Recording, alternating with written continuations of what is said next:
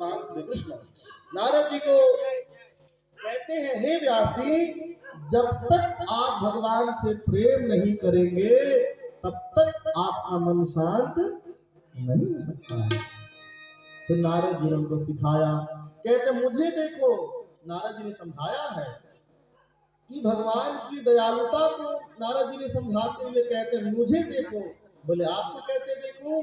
कहते मैं पिछले जन्म में दासी पुत्र था, मेरी माँ जो थी दासी थी। बोले मेरा जब जन्म हुआ उसी समय मेरे पिता की मृत्यु हो गई, मेरी माँ मुझे लेकर के आश्रम में चली गई। उस समय जो है संत लोग चातुर्मास करने आए थे, मेरी माँ उनका बर्तन धोती, सेवा करती और मैं भी साथ रहता, सत्संग सुनता था, बहुत अच्छा लगता था। एक दिन की बात है, संत जब जाने लगे तो मैंने पांव पकड़ लिया कि हे गुरुजी, मुझे भी आप साथ ले चलो। नारद जी कहते हैं जब मैंने उन संतों से कहा कि मुझे साथ ले चलो तो संतों ने समझाया, हे बेटा, सबसे पहले गुरु तो माँ होती है, सबसे बड़े देवता तो माँ है तेरी, तू पहले माँ की सेवा कर, जब माँ का शरीर पूरा हो जाएगा तब तो चले आना। ऐसा कह करके कान में मंत्र दे दिया और मैं माँ की सेवा करते हुए मंत्रों को जपने लगा और अपने माँ के शरीर को पूरा होने का इंतजार करने लगा कि मेरे माँ का शरीर कब पूरा होगा कि मैं संतों के यहाँ भजन करने जाऊंगा। ऐसा नारी सोचने लगे। कहते हैं नारद जी, एक दिन ऐसा हुआ, मेरी माँ पानी भरने गई, उस समय सर्प ने दंश कर दिया और माँ पूरी हो गई। अंदर से तो मेरे को खुशी हुआ कि भगवान ने भजन का रास्ता दिखा दिया है, क्योंकि शरीर ही तो समाप्त हुआ है, शरीर ये छूटेगा दूसरा मिल जाएगा। लेकिन ऊपर से व्यवहारिक दृष्टि के कारण नारद जी रोने लगे और समय जब शांत हो गया माहौल तो लेट नहीं किया, जिस दिशा में वो संत लोग गए थे उसी तरफ कहते हैं नारद जी मैं चला गया, बहुत चला, मिलते ही नहीं थे संतों, कहाँ चले गए थे। कहते हैं मुझे बहुत जोर का प्यास लग गया, कहते एक सरोवर में मैंने जल पिया, जल पी करके बड़ वृक्ष के नीचे बैठा, मुझे नींद आ गया।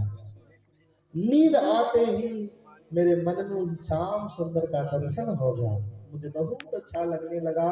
लेकिन कुछ ही क्षण में जो है वो छवि गायब हो गई। मैं हड़बड़ा करके उठा, भगवान से विनती करने लगा, हे प्रभु आपकी छवि कहाँ चली गई? भगवान कहते हे नारद, तुम्हारा अभी इतना तप नहीं है कि तुम मुझे हमेशा देख सको, मैं तुम्हें आशीर्वाद देता हूँ, अगले जन्म में तुम मेरे बहुत बड़े भक्त बनोगे। कहते समय आने पर मेरा शरीर पूरा हुआ और मैं दासी पुत्र, कहा तो मैं दासी पुत्र था और भगवान की कृपा से देखो मैं भगवान का गुणगान करते फिरता हूँ। कहते हैं देवदत्ताम विमाम वीणाम स्वर ब्रह्म विभूषिता, कहते हैं वीणा देखो, ये वीणा ऐसी वैसे नहीं है, कहते हैं मेरे स्वर को समझ करके जो है भगवान ने अपने हाथों से दिया है कि हे नारद इस वीणा को लो, इसमें स्वर विभूषित है, इसी वीणा पर मैं नारायण नारायण गाते हुए घूमता हूँ। तो क्या आप प्रेम करेंगे तो भगवान आपको नहीं प्रसन्न करेंगे? तुरंत समझ आ गया व्यास जी को। तुरंत नारद जी को व्यास जी ने प्रणाम किया और जो है 18,000 श्लोकों वाला भागवत को बोलना शुरू किया। श्री गणेश जी ने लिखा, भागवत तैयार तो हो गया लेकिन इसको पढ़े कौन? उनको याद आया मेरा पुत्र जो चला गया था जन्म लेते, उसको बुलाने के लिए। कहते उसको कैसे ढूंढूं? बोले भाई जो रसिक है वो रसिक तरीके से आएगा। इन्होंने भागवत जी के श्लोक रटवा करके भेज दिए और उनके व्यास के शिष्य इन श्लोकों को गाते हुए घूमने लगे। कौन सा श्लोक था? अहो बकीयम स्तन कालकूटम जिघांसया पाययदाप्यसाध्वी लेभे गतिं धात्रोचितं ततोऽन्यं कं वा दयालुं शरणं व्रजेम। वरहापीडं नटवरवपुः कर्णयो कर्णिकारम् रंध्रान वेणुरधर सुधया पूरयन् गोपवृन्दै वृन्दारण्यं स्वपदकमलम् आप्रविशद गीतकीर्ति। ये मीठी श्लोक का गान क्या श्लोक है, हिंदी क्या है? कहते हैं पहले तो भगवान का स्वभाव बताया, सुंदरता। तो हमारे बाकी बिहारी लाल कितने सुंदर हैं। तो बरहा पीडम, पीडम कहते पंख को, वरहा कहते मोर को। अपने मुकुट पे सुंदर मोर का पंख लगाया हुआ है। नटवर, एक होता है नट, नटन जैसे हम लोग नाच गान करके लोगों को रिझाते हैं, या जादूगर तमाशा दिखाने वाले को नट कहते हैं।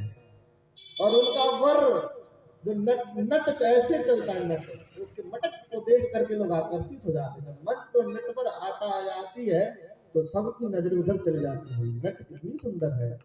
तो भगवान उनसे भी सुंदर है, वर है उनके। नटवर बपुहु, उनका शरीर नटवर जैसा है, चलते हैं तो सब प्रभावित हो जाते हैं। कर्णयो कर्णिकारम, अपने कान में कनेर का फूल लगाते हैं, एक तो बोले एक क्यों लगाते हैं, दो कान में तो दो फूल होने चाहिए। तो गुरुजी कहते थे दो फूल इसलिए नहीं है, एक फूल लेके जब चलते हैं गाय चराने के लिए तो गोपी झरोके से पूछती है, हे कन्हैया किधर से आओगे, दर्शन करना है। इस कान में से निकाल के इधर लगा देते हैं, बोले उस वाली गली से है। फिर आगे गए, रास्ता मुड़ गया, दूसरी पूछती है किधर से आओगे, इसको निकाल कर कैसे लगा लेते हैं। उसी फूल को बार बार इशारा करने के लिए लगाते हैं, ऐसा बपू है। और कहते हैं रंध्रान वेणु, रंध्र ऐसे टेढ़ी खड़े होकर के मुरली को ऐसे वेणु को जब रखते हैं होठ पे सुंदर लगता है। रधर सुधया, अपने अधरों पे जब उस अमृत को बरसाने लगते हैं देखने वाले मोहित हो जाते हैं।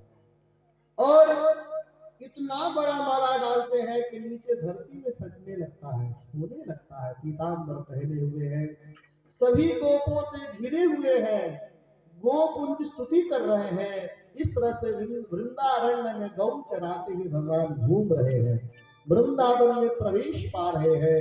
सुखदेव जी ने ऐसे चटकीले भगवान का जब सुंदरता सुने प्रभावित हो गए, भाई इतना सुंदर